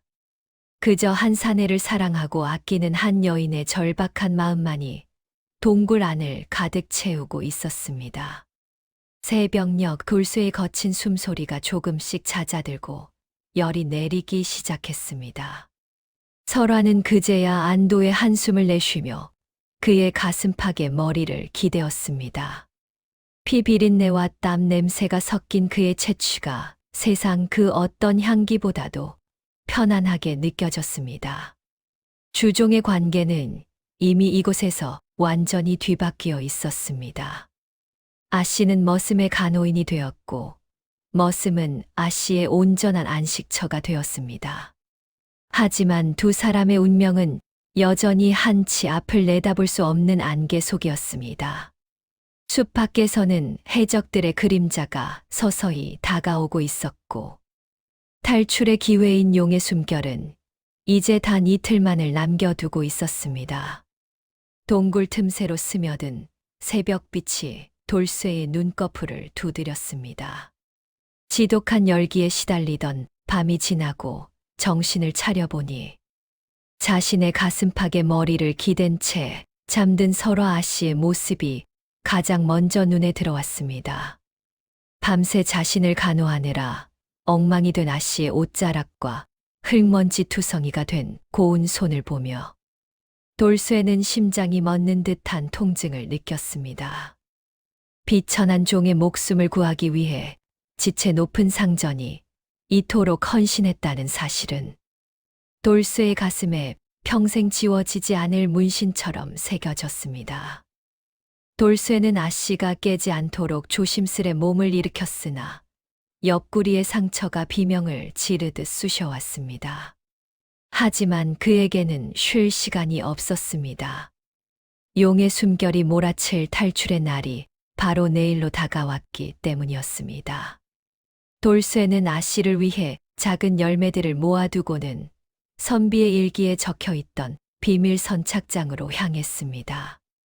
뗏목을 수리할 제목과 밧줄로 쓸만한 튼튼한 덩굴이 절실했습니다. 숲의 뒤편, 해적들의 눈을 피해 절벽 아래로 이어진 좁은 바윗길을 따라 내려가던 돌쇠는 파도에 깎여나간 거대한 해식동굴 하나를 발견했습니다. 그곳은 선비의 일기에서 말한 마지막 안식처이자 이 섬의 가장 깊은 치부를 감추고 있는 장소였습니다. 돌쇠는 그곳에서 뗏목의 재료를 찾던 중 바위 틈새에 정갈하게 보관된 가죽 꾸러미 하나를 발견했습니다. 꾸러미 안에는 빛바랜 서찰들과 함께 옥으로 만든 자그마한 인장 하나가 들어 있었습니다. 돌쇠는 글을 읽지 못했으나 그 인장에 새겨진 문양만큼은 너무도 익숙했습니다. 그것은 이판서댁, 즉 설화 아씨 가문을 상징하는 가문의 문장이었습니다. 뒤늦게 동굴로 따라온 설화는 돌쇠의 손에 들린 인장을 보고는 얼굴이 백지장처럼 창백해졌습니다. 설화는 떨리는 손으로 서찰들을 하나씩 읽어 내려갔습니다. 서찰 속에는 차마 믿기 힘든 추악한 진실이 담겨 있었습니다. 이 섬에 유배되어 죽어간 그 선비는 사실 설화의 아버지가 가장 아끼던 벗이자 동료였습니다. 하지만 권력의 정점에 오르고자 했던 설화의 아버지는 자신의 비리를 알고 있던 벗을 영모로 몰아 이 지도에도 없는 섬으로 유배 보냈던 것이었습니다. 아버지는 세상 사람들의 눈을 속이기 위해 그가 바다에서 조난당해 죽었다고 공표했으나 실제로는 이곳 귀리도에 가두어 서서히 말라 죽게 방치한 것이었습니다. 설화는 자신이 평생 존경에 마지 않던 아버지의 손에 묻은 피의 냄새를 비로소 맡게 되었습니다. 자신이 누려온 비단옷과 기름진 음식이 사실은 억울하게 죽어간 이들의 눈물과 고혈로 빚어진 것임을 깨닫는 순간 그녀는 구역질을 참지 못하고 바닥에 주저앉았습니다. 돌쇠는 영문을 몰라 당황하며 아씨를 부축하려 했으나 설화는 그의 손길을 밀쳐냈습니다. 돌쇠야, 나는 죄인의 딸이다. 너를 부리며 호의호식하던 우리 가문이 사실은 이런 끔찍한 짓을 저지른 악당들의 소굴이었다니. 내가 어찌 너의 얼굴을 똑바로 볼 수 있겠느냐. 설화의 통곡은 동굴벽을 타고 처량하게 울려 퍼졌습니다. 돌쇠는 그제야 서찰의 내용을 짐작하고는 아씨를 억세게 끌어안았습니다. 아씨의 잘못이 아니옵니다. 대감마님의 업보를 어찌 아씨께서 짊어지려 하십니까? 소인에게 아씨는 그저 목숨보다 귀한 여인일 뿐이옵니다. 돌쇠의 진심 어린 위로에도 설화의 절망은 쉽게 가라앉지 않았습니다. 운명은 이토록 잔인하게 두 사람을 조롱하고 있었습니다. 탈출을 눈앞에 둔 시점에서 드러난 가문의 비밀은 육지로 돌아가야 할 이유를 송두리째. 아사가는 동시에 두 사람의 인연에 거대한 장벽을 세우고 있었습니다. 밖에서는 용의 숨결을 예고하는 것엔 바람이 불어오기 시작했고, 두 사람의 마음은 갈피를 잡지 못한 채 요동치고 있었습니다. 가문의 어두운 비밀이 밝혀진 뒤 서로 아씨의 눈동자에는 일평생 보지 못했던 깊은 수심과 허무함이 서려 있었습니다. 자신이 믿어왔던 세상이 한순간에 무너져 내린 뒤의 참담함은 겪어보지 않은 이는 도저히 짐작조차 할 수 없는 것이었습니다. 돌쇠는 그런 아씨를 보며 가슴이 찢어지는 듯하였으나 지금 이 순간 그가 해야 할 일은 감상에 젖는 것이 아니라 내일로 다가온 용의 숨결을 준비하는 것이었습니다. 그는 부서진 난파선의 잔해들을 모으고 질긴 칡덩굴을 엮어 뗏목을 보수하는 일에 매진하였습니다. 옆구리의 상처가 아물지 않아 움직일 때마다 붉은 피가 배어나왔으나 돌쇠는 멈추지 않았습니다. 아씨를 이 저주받은 섬에서 탈출시키는 것만이 자신의 남은 생의 유일한 사명이라 믿었기 때문입니다. 하지만 설화의 마음은 이미 다른 곳을 향하고 있었습니다. 육지로 돌아가면 그녀를 기다리는 것은 무엇일까요? 아버지가 저지른 죄악의 대가로 맺어진 정약 혼례, 그리고 다시금 시작될 신분이라는 이름의 감옥. 그곳에는 더 이상 자신을 위해 목숨을 거는 돌쇠도 자신의 의지로 결정할 수 있는 삶도 없었습니다. 설화는 뗏목을 만드는 돌쇠의 곁으로 다가가 그의 거친 손을 잡았습니다. 돌쇠야, 이제 그만 멈추어라. 나는 한양으로 돌아가고 싶지 않구나. 설화의 목소리는 파도 소리에 섞여 낮게 깔렸습니다. 돌쇠는 망치를 든 채 멈춰서서 의아한 눈으로 아씨를 보았습니다. 아씨, 그게 무슨 말씀이십니까? 이곳은 사람이 살 곳이 못 됩니다. 소인이 어떻게든 아씨를 모시고 육지로 나가야 대감마님을 뵙고 정혼자분께 갈 것 아니옵니까? 돌쇠의 말에 설화는 슬픈 미소를 지었습니다. 나의 아버지는 죄인이고 나의 정혼은 그 죄 위에서 피어난 가짜 꽃이다. 그곳으로 돌아가는 것이 진정 나를 위한 길이라 생각하느냐? 설화는 돌쇠의 눈을 똑바로 응시하였습니다. 나는 이제 이 판서 댁의 설화가 아니라 그저 한 사람의 여인으로 살고 싶구나.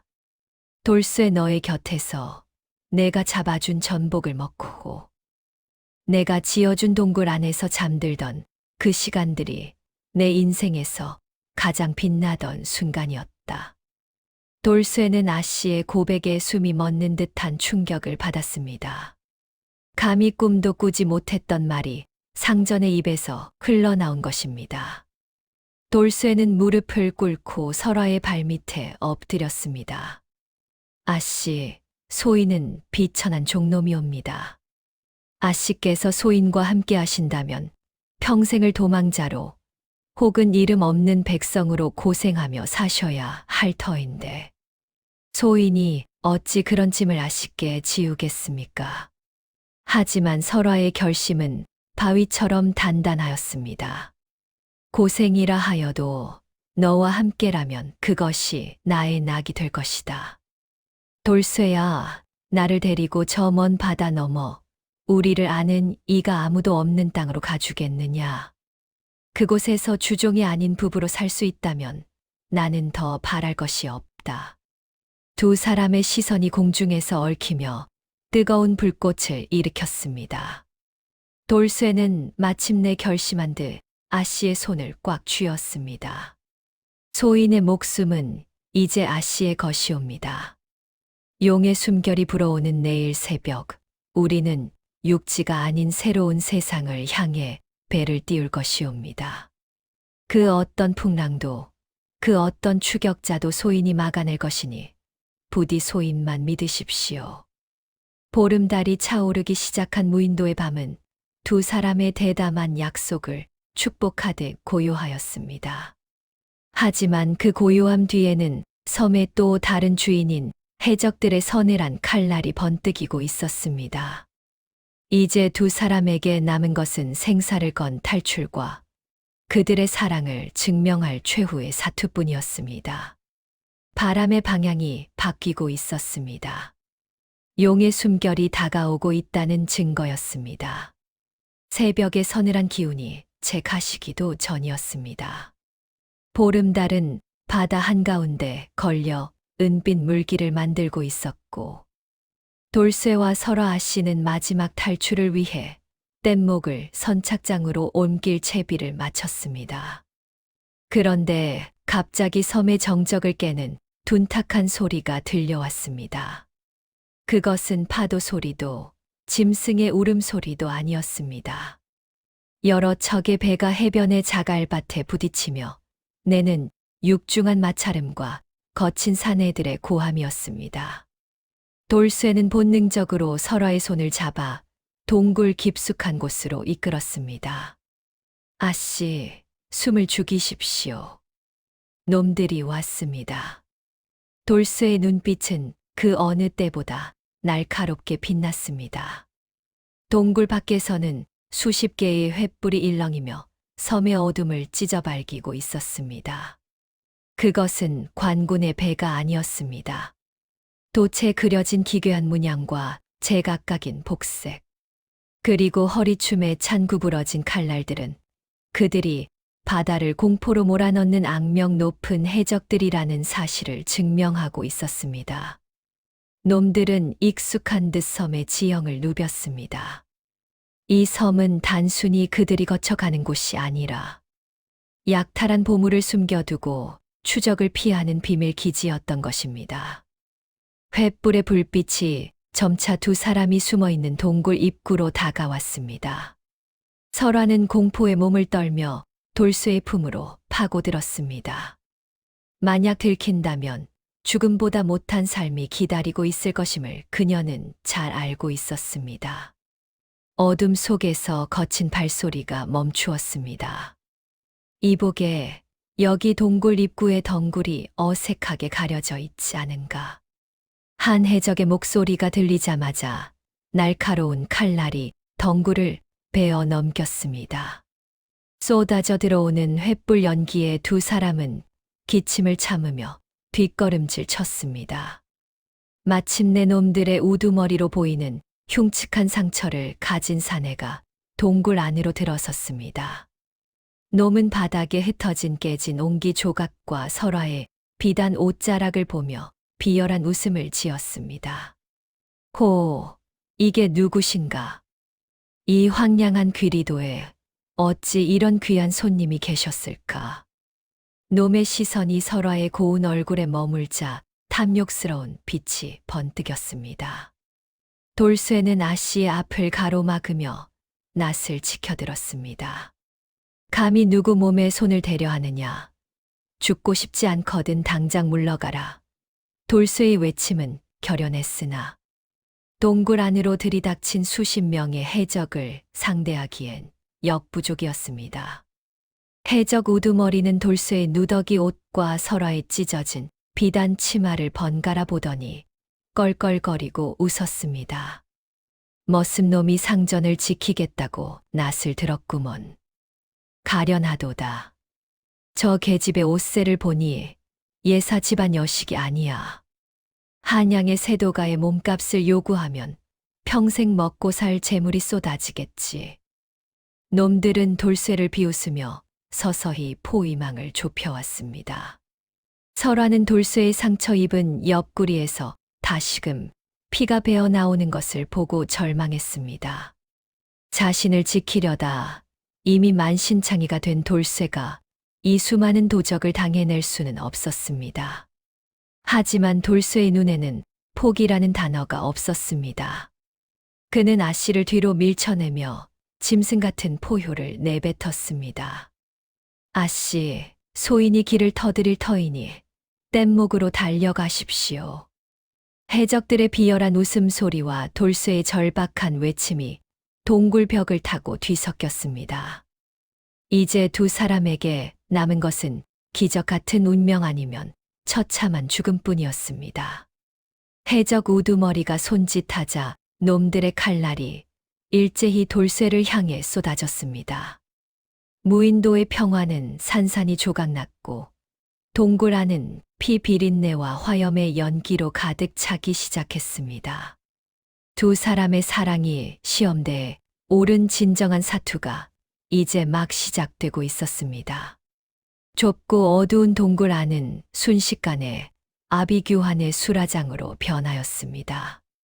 횃불의 붉은 불꽃이 일렁일 때마다 벽면에는 죽음의 그림자가 기괴하게 춤을 추었고 해적들의 번뜩이는 칼날은 서로 아씨의 하얀 목덜미를 노리듯 좁혀왔습니다. 돌쇠는 옆구리의 상처가 다시 터져 선열이 낭자한 와중에도 나탄 자루를 움켜쥐고 아씨의 앞을 철옹성처럼 가로막았습니다.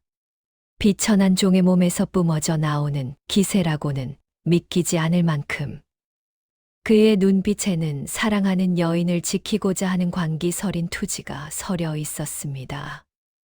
제일 먼저 달려든 덩치 큰 해적의 칼날이 돌쇠의 어깨를 스쳤으나 돌쇠는 고통을 느낄 새도 없이 낫을 휘둘러 놈의 허벅지를 찍어 내렸습니다. 짐승 같은 비명과 함께 피가 솟구쳤고 동굴 바닥은 금세 미끄러운 핏물로 가득 찼습니다. 아씨, 눈을 감으십시오. 보지 마십시오. 돌쇠는 포효하며 달려드는 적들을 향해 몸을 던졌습니다. 그는 이미 자신의 목숨을 버릴 각오를 마친 상태였습니다. 한 명, 두 명, 돌쇠의 낫에 맞고 쓰러졌으나 적의 숫자는 줄어들 기미가 보이지 않았습니다.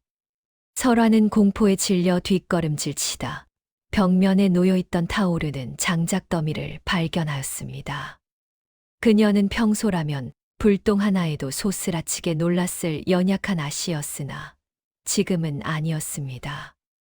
만신창이가 되어가는 돌쇠의 등을 보는 순간 그녀의 안에서 잠자고 있던 생존의 본능과 사내를 향한 애틋함이 폭발하였습니다. 설화는 치맛자락을 말아 쥐고는 이글거리는 장작을 집어들어 해적들의 얼굴을 향해 던졌습니다. 뜨거운 불길이 놈들의 시야를 가린 틈을 타 돌쇠는 무서운 힘으로 우두머리에 복부를 걷어찼습니다.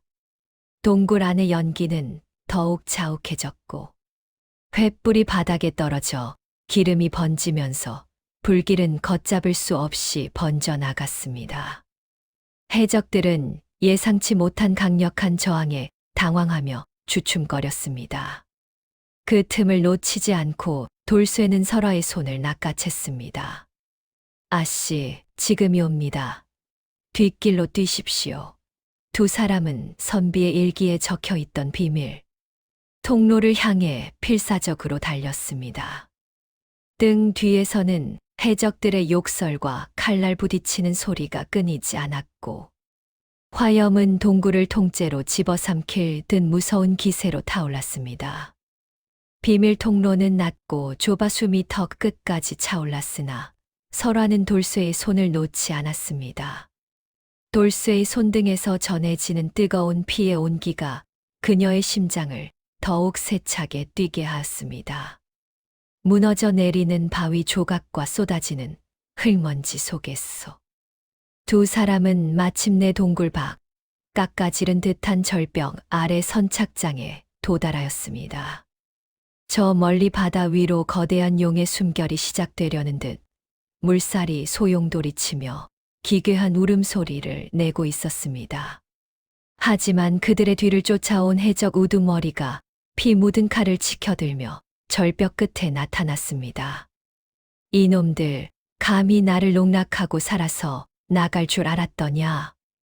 우두머리의 고함과 함께 해적들이 절벽 아래로 뛰어내리기 시작했습니다. 돌쇠는 아씨를 뗏목 위로 밀어넣으며 마지막 싸움을 준비했습니다. 밀려오는 파도는 산처럼 높아지고 하늘에서는 천둥 소리가 대지를 뒤흔들었습니다. 생과 사의 경계에 선 두 연인에게 남은 것은 이제 오직 서로의 목숨을 담보로 한 최후의 도박뿐이었습니다. 돌쇠는 낫을 버리고 바닥에 떨어진 장검을 집어들었습니다. 그의 눈동자에는 이미 인간의 이성을 넘어선 오직 아씨만을 위한 거룩한 투혼만이 불타고 있었습니다. 벼랑 끝으로 몰린 바다는 이제 더 이상 인간의 접근을 허락하지 않겠다는 듯 하얀 거품을 내뿜으며 울부짖고 있었습니다. 돌쇠는 이미 만신창이가 된 몸을 간신히 가누며 서로 아씨를 뗏목에 가장 안전한 구석으로 밀어 넣었습니다. 해적 우두머리는 비릿한 웃음을 지으며 피가 뚝뚝 떨어지는 장검을 끌고 다가왔습니다. 놈의 눈에는 재물에 대한 탐욕과 생명을 경시하는 잔혹함만이 가득했습니다. 돌쇠는 자신의 가슴에서 흘러나오는 피가 발밑에 모래를 적시는 것을 느꼈으나 결코 무릎을 꿇지 않았습니다. 아씨를 지키겠다는 맹세는 이제 그의 영혼을 지탱하는 마지막 밧줄이었습니다. 우두머리가 칼을 휘두르며 달려들자 돌쇠는 짐승 같은 괴성을 내지르며 맞섰습니다. 쇠와 쇠가 부딪히는 예리한 소리가 폭풍우 소리를 뚫고 해변에 울려 퍼졌습니다. 돌쇠는 신분의 굴레 속에서 억눌려온 평생의 한을 담아 칼을 휘둘렀습니다. 하지만 수적으로 열세인 데다 이미 깊은 상처를 입은 몸이었기에 놈의 칼날은 돌쇠의 어깨와 등줄기를 사정없이 유린했습니다. 선열이 허공으로 비산하며 설화의 하얀 치맛자락을 붉게 물들였습니다. 설화는 비명을 지르며 뗏목에서 뛰어내려 돌쇠를 붙잡으려 했으나 돌쇠는 돌아보지도 않은 채 소리쳤습니다. 아씨, 제발 가지 마십시오. 소인의 마지막 소원이옵니다. 그 순간 바다 깊은 곳에서 거대한 소용돌이가 솟구치며 용의 숨결이 시작되었습니다. 집채만 한 파도가 해안가를 덮쳤고 해적들은 갑작스러운 자연의 위력의 중심을 잃고 비틀거렸습니다. 돌쇠는 이 기회를 놓치지 않았습니다. 그는 자신의 가슴에 놈의 칼날이 박히는 것을 허용하면서도 동시에 장검을 놈의 심장 깊숙이 박아 넣었습니다. 우두머리는 믿기지 않는다는 듯 눈을 부릅뜬 채 검붉은 피를 토해내며 뒤로 넘어졌고 이내 거친 파도 속으로 휩쓸려 사라졌습니다. 남은 해적들은 두목의 죽음과 성난 바다의 기세의 겁을 집어먹고 뿔뿔이 흩어져 숲으로 도망치기 시작했습니다. 사투가 끝난 해변에는 오직 으스러진 파도 소리만이 가득했습니다. 돌쇠는 칼을 지팡이 삼아 간신히 서 있다가 이내 힘없이 모래사장 위로 무너져 내렸습니다. 설화는 미친 듯이 달려와 돌쇠의 머리를 자신의 무릎 위에 눕혔습니다. 돌쇠의 가슴에 박힌 칼날 주위로 검붉은 피가 쉬지 않고 솟구쳐 올랐습니다. 설화는 자신의 비단 옷을 찢어 상처를 막으려 했으나 이미 손가락 사이로 빠져나가는 생명의 온기를 막기에는 역부족이었습니다. 돌쇠는 흐릿해지는 시선으로 아씨의 얼굴을 더듬으며 가쁜 숨을 내뱉었습니다. 아씨, 이제 자유로우십니다. 소인은 여기서 아씨를 만난 것만으로도 세상에서 가장 행복한 사내였습니다. 부디 저를 잊고 행복하셔야 하옵니다. 설화의 통곡이 바다를 갈랐습니다. 하지만 하늘은 두 사람의 이별을 애도할 시간조차 주지 않았습니다. 용의 숨결은 더욱 거세졌고 뗏목은 이제 바다로 나아갈 준비가 된 듯 요동치기 시작했습니다. 설화는 돌쇠의 식어가는 손을 꽉 쥐고는 결연한 눈빛으로 바다를 바라보았습니다. 그녀는 죽어가는 돌쇠를 혼자 두고 떠날 생각이 없었습니다. 생과 사가 엇갈리는 이 피로 물든 해변에서 아씨는 이제 머슴의 아내가 되어 그와 함께 영원한 침묵 속으로 혹은 기적 같은 새로운 세상을 향해 몸을 던질 준비를 하고 있었습니다. 거친 파도는 그들을 삼킬 듯 다가오고 있었습니다. 천지를 뒤흔들던 용의 숨결이 잦아들고 바다는 언제 그랬냐는 듯 비단결처럼 고요한 얼굴을 되찾았습니다. 뗏목 위에 쓰러져 의식을 잃었던 설화 아씨가 눈을 떴을 때 가장 먼저 보인 것은 타오르는 태양이 아니라 거대한 돛대의 그림자였습니다. 한양에서부터 그녀를 찾아 온 남해 수군 통제사의 판옥선이었습니다. 이 판서가 외동딸의 실종에 관군을 총동원하여 샅샅이 뒤진 끝에 기적처럼 표류하던 뗏목을 발견한 것이었습니다. 설화는 자신을 부축하는 병사들의 손길을 뿌리치고 곁에 누운 돌쇠를 향해 손을 뻗었습니다. 돌쇠의 숨결은 신락 같았으나 기적적으로 심장은 여전히 뛰고 있었습니다.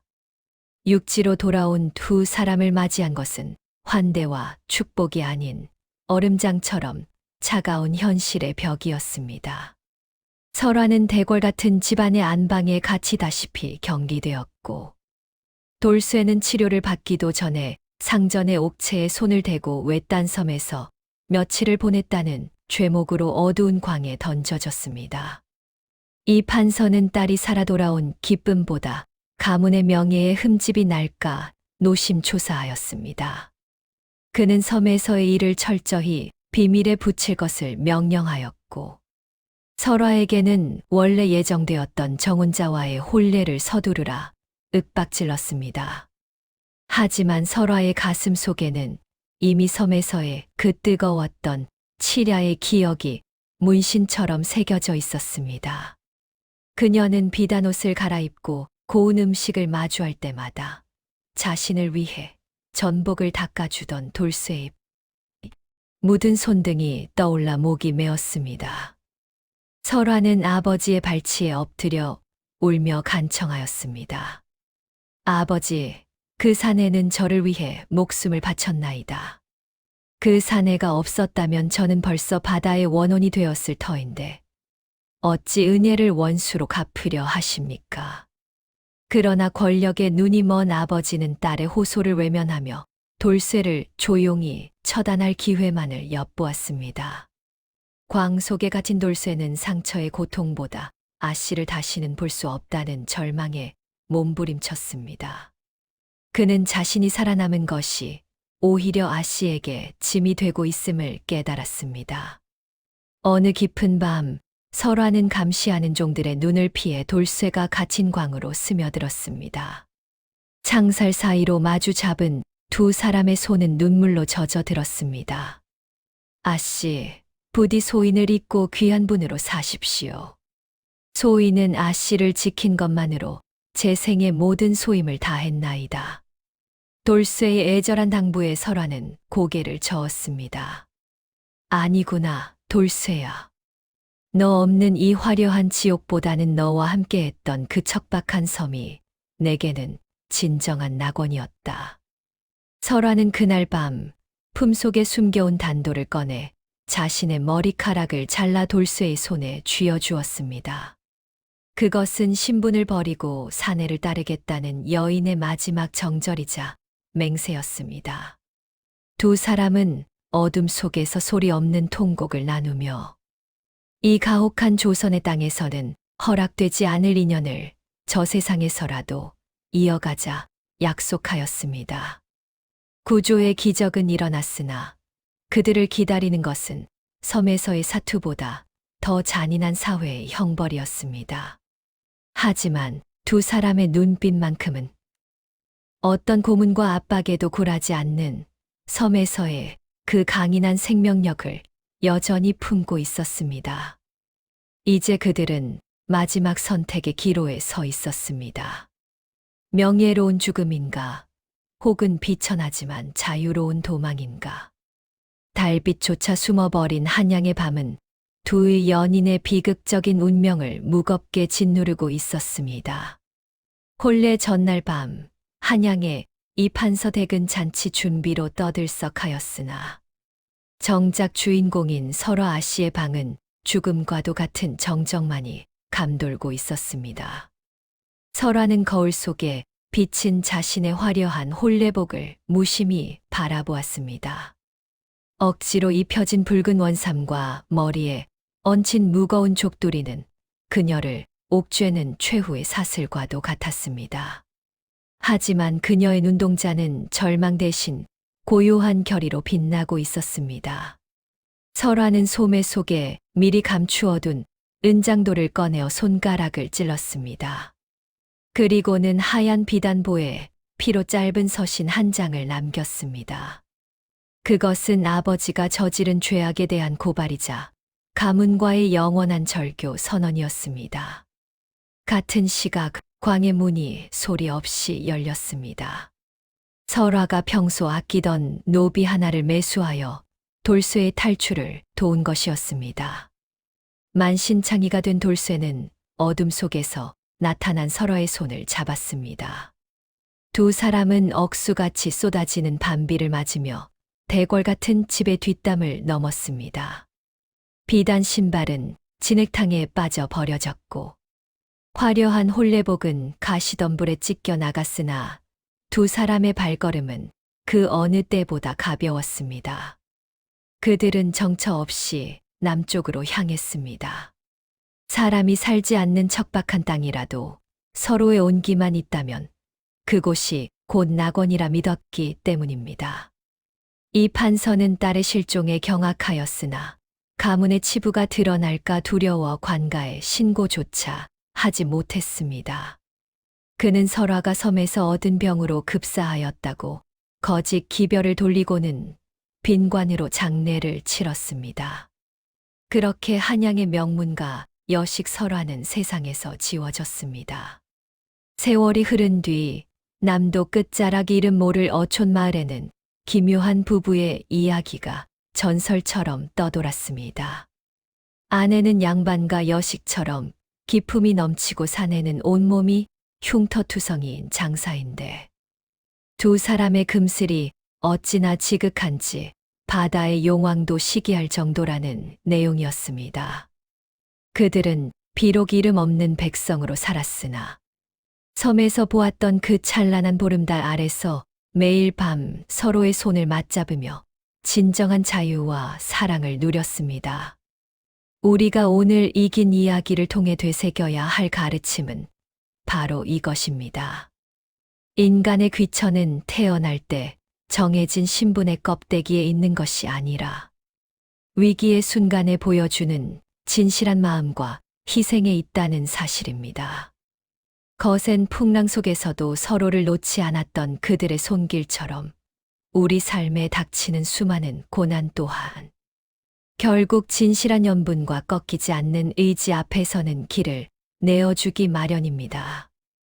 세상이 정한 틀에 갇혀 진정한 소중함을 잊고 사는 것은 아닌지. 이 애틋한 무인도의 비화가 우리에게 묵직한 질문을 던지고 있습니다. 긴 시간 동안 이 비천한 이야기꾼의 목소리에 귀를 기울여 주신 여러분께 진심으로 머리 숙여 감사의 인사를 올립니다. 신분의 벽을 넘어선 이들의 사랑 이야기가 여러분의 가슴 속에도 작은 울림이 되었기를 간절히 소망해 봅니다. 오늘 전해드린 이야기가 흥미로우셨다면 다음에도 더 기묘하고 감동적인 조선의 비화를 들고 찾아올 수 있도록 여러분의 귀한 구독과 좋아요를 정중히 부탁드리옵니다. 여러분의 따뜻한 관심은 제가 새로운 이야기를 찾아 팔도를 누비는 데 가장 큰 힘이 되옵니다. 늘 건강하시고 평안한 밤 되시기를 바라며 저는 조만간 또 다른 흥미진진한 비화로 여러분을 찾아뵙겠습니다. 다시 만날 날을 손꼽아 기다리며 이만 물러가겠습니다. 부디 안녕히 계십시오.